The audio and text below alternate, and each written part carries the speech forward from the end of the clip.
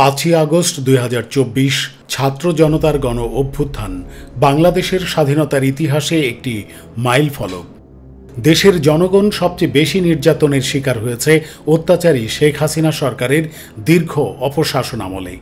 আর দল হিসেবে সবচেয়ে বেশি নির্যাতনের শিকার হয়েছে বিএনপি এবং জামাত। এই ফ্যাসিবাদী সরকার গুম, খুন, হত্যা, নির্যাতন এবং মানুষের অধিকার হরণ করে দেশে বিভীষিকা সৃষ্টি করেছিল। বাতি নিভিয়ে রাতের আধারে মাদ্রাসা শিক্ষার্থী এবং শিক্ষকদের উপর নির্মম নির্যাতন চালিয়েছিল।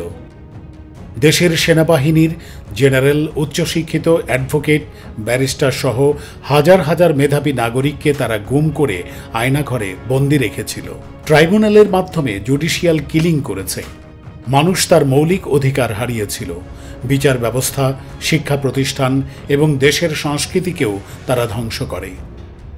ছাত্ররা যখন তাদের অধিকার আদায়ের আন্দোলন শুরু করে কোটা বাতিলের দাবিতে, তখন তাদের উপর নির্বিচারে গুলি চালিয়েছে, হেলিকপ্টার থেকে গুলি চালিয়েছে, খুন করে পুলিশের গাড়ির উপর থেকে টেনে হিঁচড়ে ফেলে দিয়েছে। এদেশের মানুষ তাদের কাছে কখনোই নিরাপদ ছিল না। স্বজন হারানো মানুষের আহাজারিতে বাতাস ভারী হয়ে উঠেছিল। হাসপাতালগুলোতে আহত এবং নিহতদের রোনাজারিতে বিবেকবান প্রতিটি মানুষের হৃদয় কেঁপে উঠেছিল। গণমাধ্যমের কণ্ঠ রোধ করে দেওয়া হয়েছিল। কোথাও মানুষ স্বস্তিতে কথা বলার সুযোগ পায়নি। প্রতিবাদ করলেই দমন পীড়ন চলত। মানুষের অধিকার হরণ করার ইতিহাসে স্বৈরাচারী হাসিনা সরকার ছিল কুখ্যাত। তাই 5ই আগস্ট গণ অভ্যুত্থানের বিপ্লব অনিবার্য হয়ে ওঠে। 2006 সালের 28শে অক্টোবর দেশ পথ হারিয়েছিল, আর 2024-এর 5ই আগস্ট দেশ আবার পথের দিশা ফিরে পেয়েছে। জুলাই আগস্ট আন্দোলনে শহীদদের পরিবার ও আহতদের বক্তব্য শুনলে পাষাণ হৃদয় নরম হয় এবং অজান্তে চোখের পানি গড়িয়ে পড়ে।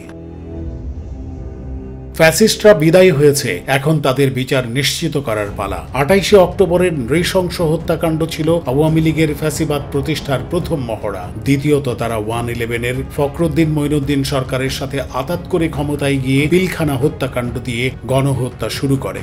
বিচারিক হত্যাকাণ্ড চালিয়ে ধারাবাহিকভাবে বিভিন্ন বিচারের রায়কে প্রভাবিত, পরবর্তীতে গণহত্যা, শাপলা চত্বরের গণহত্যা এবং সবশেষে 24-এর জুলাই আগস্টের গণহত্যা চালায়। হাজারো ছাত্র জনতার জীবনের বিনিময়ে 5ই আগস্ট দীর্ঘ 17 বছর পর ফ্যাসিস্ট সরকার ক্ষমতা ছেড়ে পালিয়ে যেতে বাধ্য হয়।